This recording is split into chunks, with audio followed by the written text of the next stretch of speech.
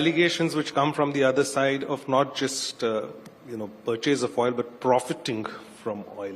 How do you respond to those accusations?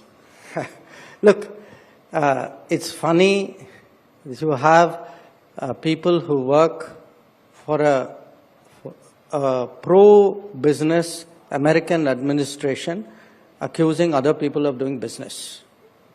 Okay, that's really curious. But here's the point. If you have a problem buying oil from India, oil or refined products, don't buy it. Nobody forced you to buy it. I mean, but Europe buys, America buys. So you don't like it, don't buy it. This is my video update on this Sunday morning, August the 24th, coming to you from Larnaca, Cyprus.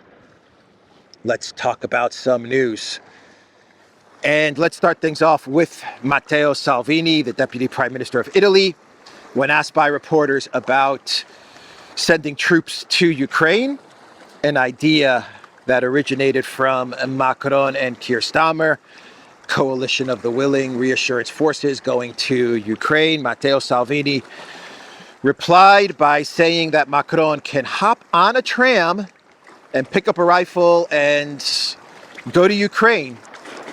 That is what Matteo Salvini said to reporters when asked about troops being deployed to Project Ukraine. Speaking to reporters in Milan, Salvini responded mockingly, "Hop on a tram and go to Ukraine yourself. Put on a helmet, a jacket, grab a rifle and go," he quipped.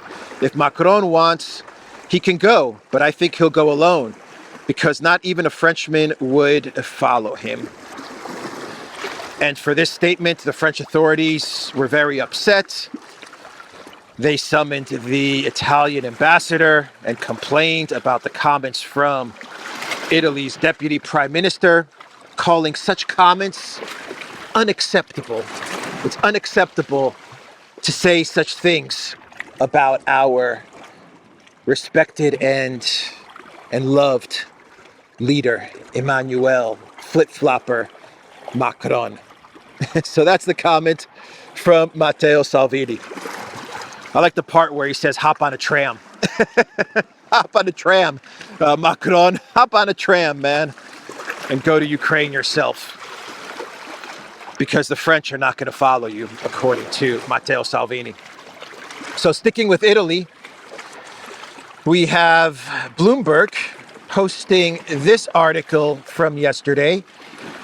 Former ECB chief says illusion of EU as a global power dashed.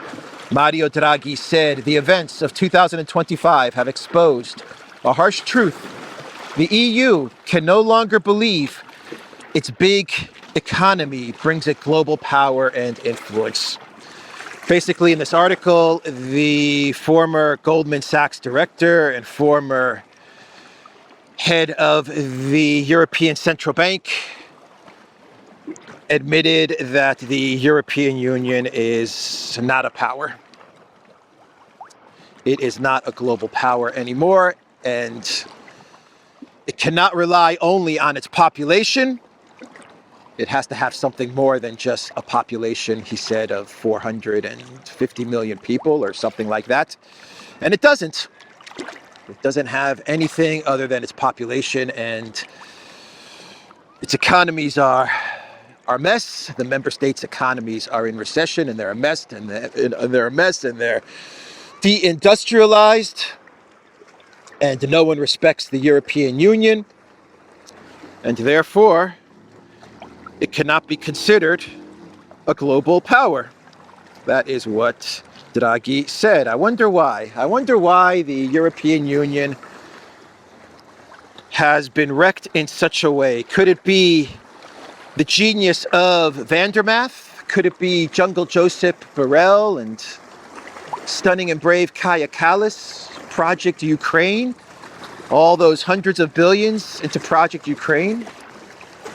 The demilitarization of the European Union, of European Union member states? Could that be what has made the European Union into a global laughingstock? I don't know, Draghi. What do you think? Draghi's committed to Project Ukraine. He says all of these things about how the EU's power has diminished and no one respects the European Union. He says all of these things, but he's still committed to Project Ukraine. Actually, the European Union, they sent another, I believe another 4 billion to Zelensky just the other day. They sent 4 billion. And they've sent a total, I was reading this this morning, they sent a total of 9 billion euros to Project Ukraine. Euros or dollars, I forgot what it was, but 9 billion to Project Ukraine in 2025 from the Russian frozen assets. Part of a loan from the Russian frozen assets, 9 billion.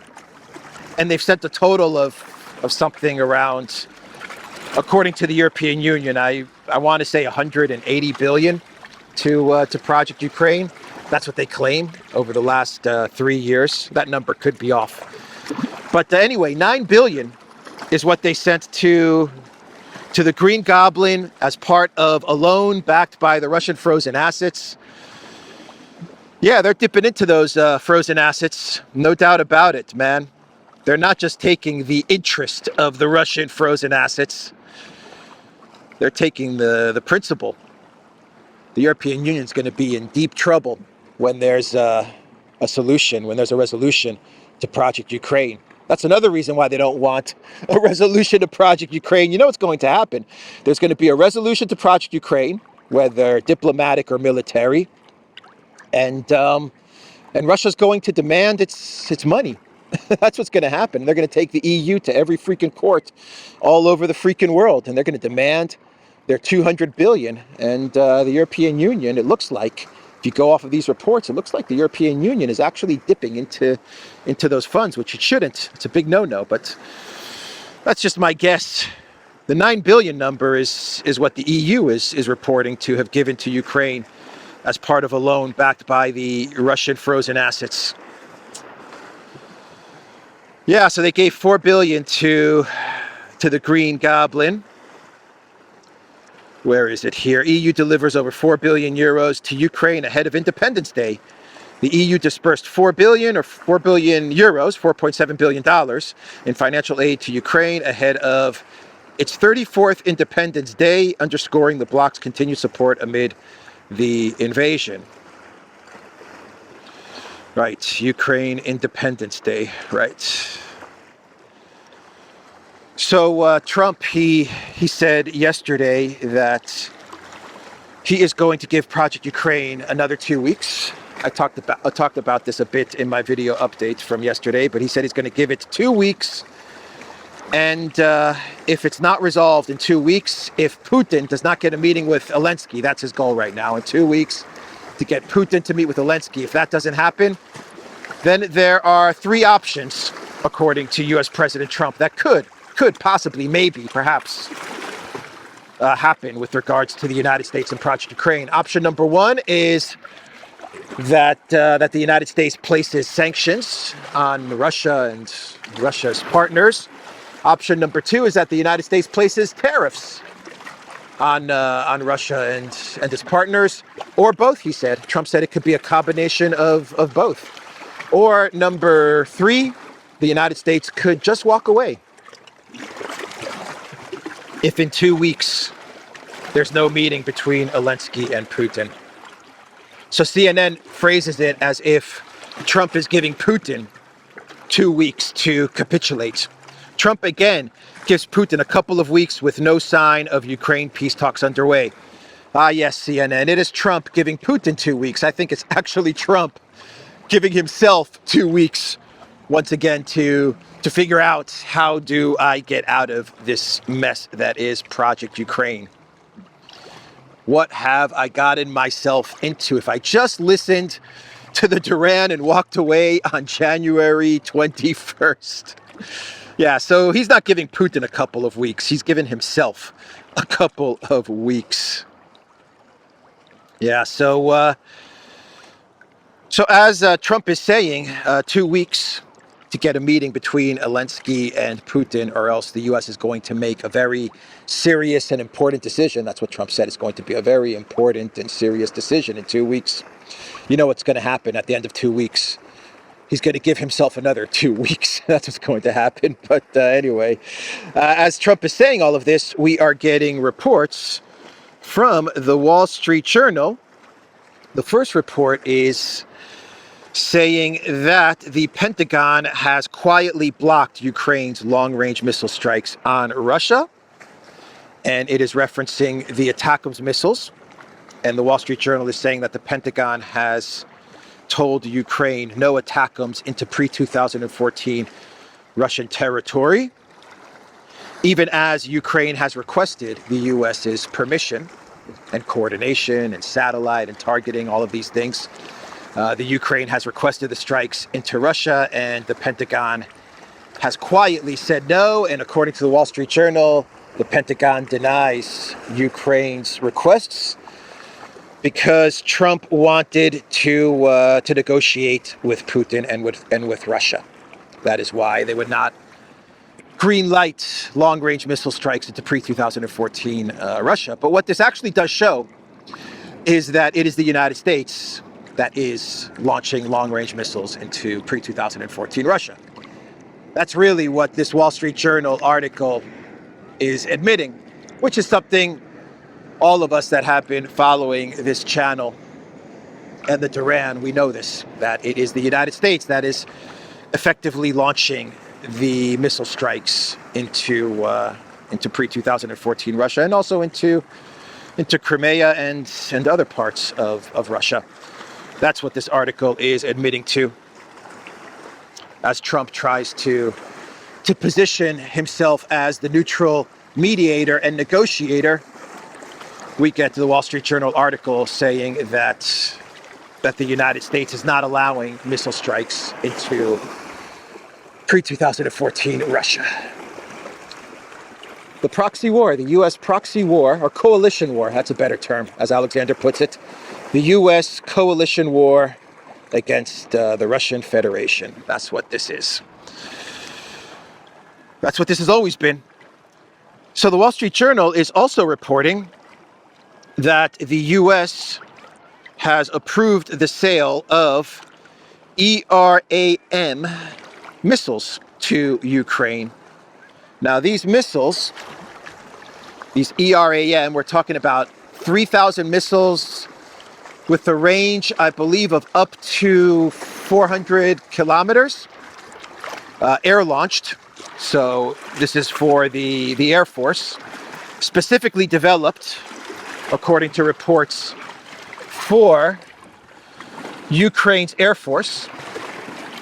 And 3,000 of these missiles have been sold to Ukraine for 800 million, paid for by the European Union, according to the reports. And they were in phase 1 development in February, and they're going to be delivered in 6 weeks. That's what I wanted to say. They're going to be delivered in 6 weeks, according to the Wall Street Journal. But in February of 2025, the only thing that we had with regards to these ERAM missiles were mock-ups. That's it. It was a phase 1 project. And now in 6 weeks, according to the Wall Street Journal, 3,000 of these missiles, specifically designed for the Ukraine Air Force, so that they can be launched by the Air Force into Russia, will be delivered to Project Ukraine. Let me pull up an analysis here. 1 second. Let's see if I have it bookmarked. I believe I bookmarked this analysis. Here we go. From Will Shriver. The Wall Street Journal is reporting that the U.S. is going to deliver to Ukraine within 6 weeks the first of over 3,000 ERAMs, extended range attack munitions, a miniature cruise missile with a 200 kg warhead, a range of 400 kilometers, and a speed of Mach 0.6, low subsonic. For reference, a stock P-51D from World War II had a top speed of about Mach 0.6, 450 miles per hour. The problem is that as of the first quarter of 2025, the ERAM was still in early development stage, as in they were still designing the thing, and it was not expected to go into serial production anytime soon. I find it extremely hard to believe the Pentagon has magically advanced this program to the industrial scale production level in 6 months' time. There are not even any good artist renderings of this alleged ERAM cruise missile, let alone test video. All I have ever seen is the image posted below, which was released by the US Air Force. And I will post the image right now on the screen so you can see it. I can't say what is really going to happen, if we're going to see these missiles in 6 weeks' time in Ukraine and launched by the Ukraine Air Force into the Russian Federation, or if this is a bluff. We'll probably find out. In 6 weeks we'll find out, I guess. Maybe they don't have any of these missiles produced. Maybe they've produced, somehow they've magically produced 3,000 of them. Maybe they've only produced a couple hundred of these missiles. We will see. So Zelensky is saying that he's ready to negotiate with Russia. He's ready to speak with Putin. He's been saying this now for the past couple of days, but only if there is a conflict freeze on the current front lines, and then territory can only be discussed by the two leaders. This was once again stated by the Ukraine Ministry of Foreign Affairs. Zelensky is ready to discuss only a freeze along the front line and only in a personal meeting with Putin. And Keith Kellogg, he is back again. Keith Kellogg is back, and he is better than ever, and he is on his way to Ukraine. Keith Kellogg will be going to Ukraine to take part in Ukraine's Independence Day event. And Mark Carney, he also put out a video, and he said that he is in Ukraine to take part in Ukraine's Independence Day celebrations. Keith Kellogg,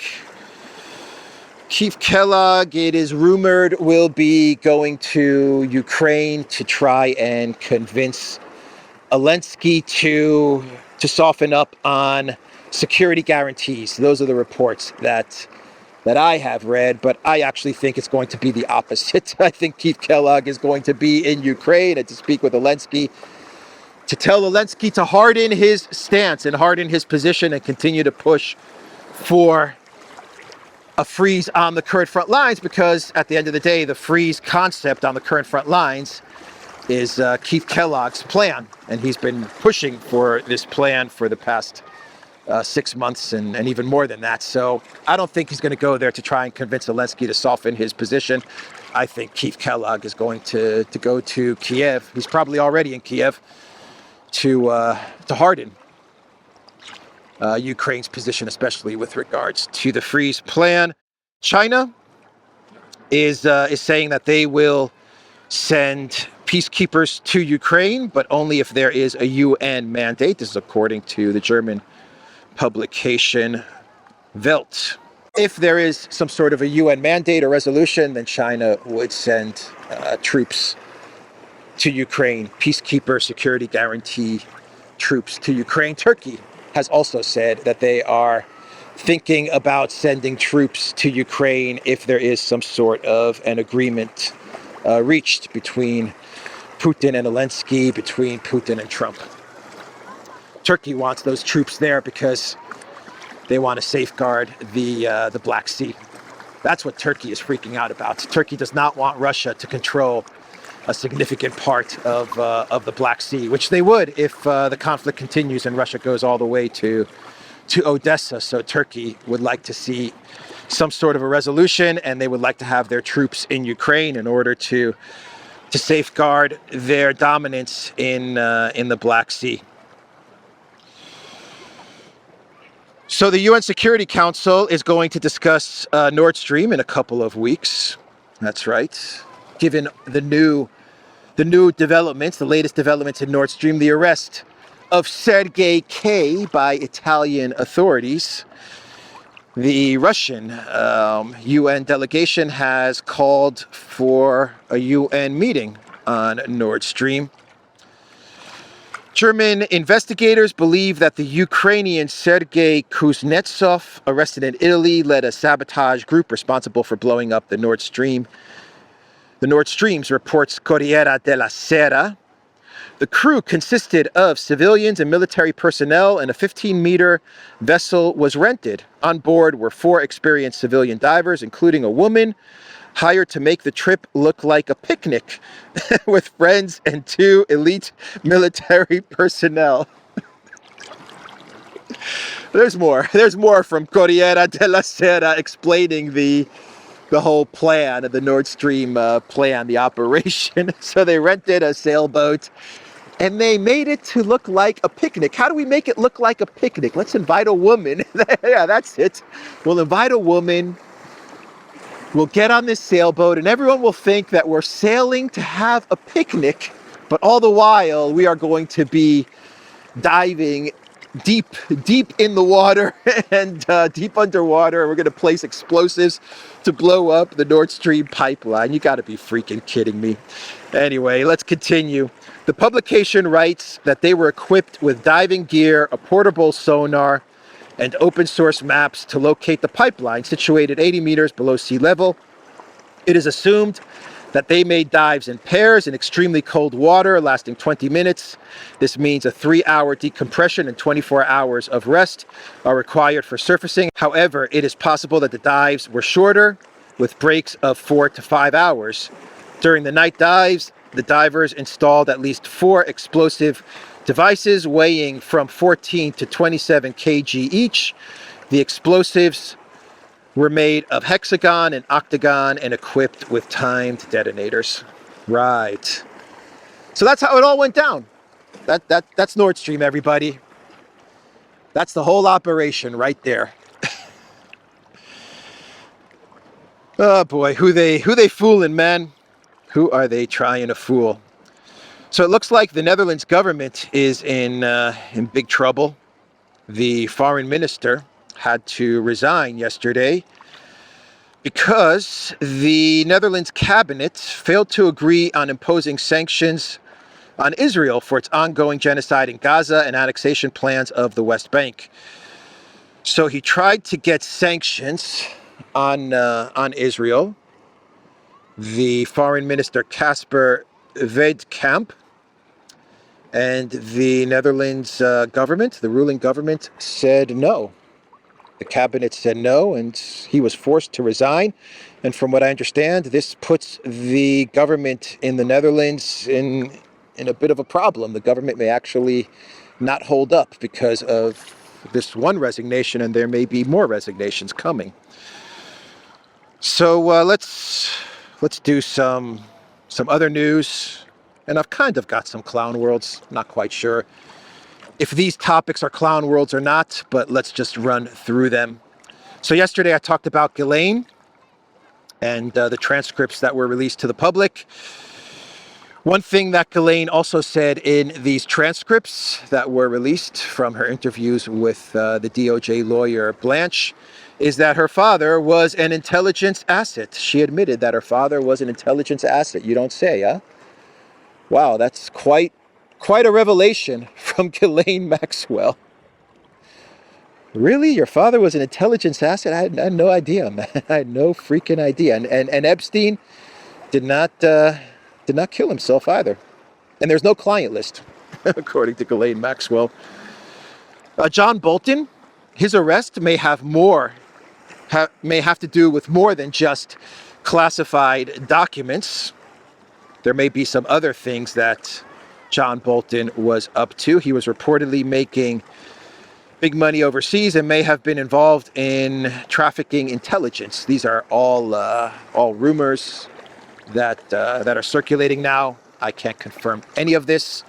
We don't even know if the arrests were for classified documents, for holding classified documents. That's what it is. It is assumed at the moment that the FBI raided his home and office in order to get these classified documents. But there are reports and rumors now which claim that Bolton may have been up to more than just holding classified documents. We'll see what comes out of this. The Telegraph is reporting that the UK may be heading towards an IMF bailout. Rachel Reeves heading towards IMF bailout. Economists warn of 70s-style debt crisis unless Chancellor changes course. Rachel Reeves, tax and spend gamble is driving Britain towards a 1970s-style debt crisis and bailout from the International Monetary Fund. Leading economists have warned. There's a way that you can solve this. Send more money to Ukraine. That's how you can prevent any type of IMF bailout. When you send money to Ukraine, your economies grow. That's some very new economic thinking that is now being circulated. Very new economic theories and philosophies about Project Ukraine. The more you spend on Project Ukraine, the more your economy grows. That's what you should do, Rachel Reeves. Keep on spending on Project Ukraine, right? That'll fix everything. The German economy is in structural crisis, according to BlackRock Merz. Tackling the challenges the country is facing has proven harder than expected, the German chancellor has admitted. Keep on sending money to Project Ukraine, Germany. That'll fix everything. That's the fix. That is the fix. You have structural problems in the German economy. Send more money to Zelensky. That'll fix everything. Merz made the remarks on Saturday in a speech before members of the Christian Democratic Union Party in the Lower Saxony of Osnabrück, the home state of major car maker Volkswagen. I say this also self-critically. This task is bigger than one or the other may have imagined a year ago, Merz stated. We're not just in a period of economic weakness, we are in a structural crisis of our economy. Large parts of the country's economy are no longer fully competitive, the German chancellor acknowledged, and then he referenced the terrible state of Volkswagen. Project Ukraine, everybody. Destroying the European Union, destroying the UK. They will never admit to such a thing, to a certain extent. Also weakening the United States, to a certain extent. But they'll never admit to the fact that Project Ukraine was the reason, the main reason that Europe and the UK are in this mess. The hundreds and hundreds of billions given to Zelensky and the sanctions against Russia and Russian energy, which drove up prices anyway and made them uncompetitive and made Germany, especially Germany, uncompetitive and handed everything over to China and to India. So that is the video, theduran.locals.com. We are on X, we are on Rumble, we are on Telegram, and go to the Duran shop, pick up some merch like the hat that I'm wearing today. I will see everybody tomorrow. Take care.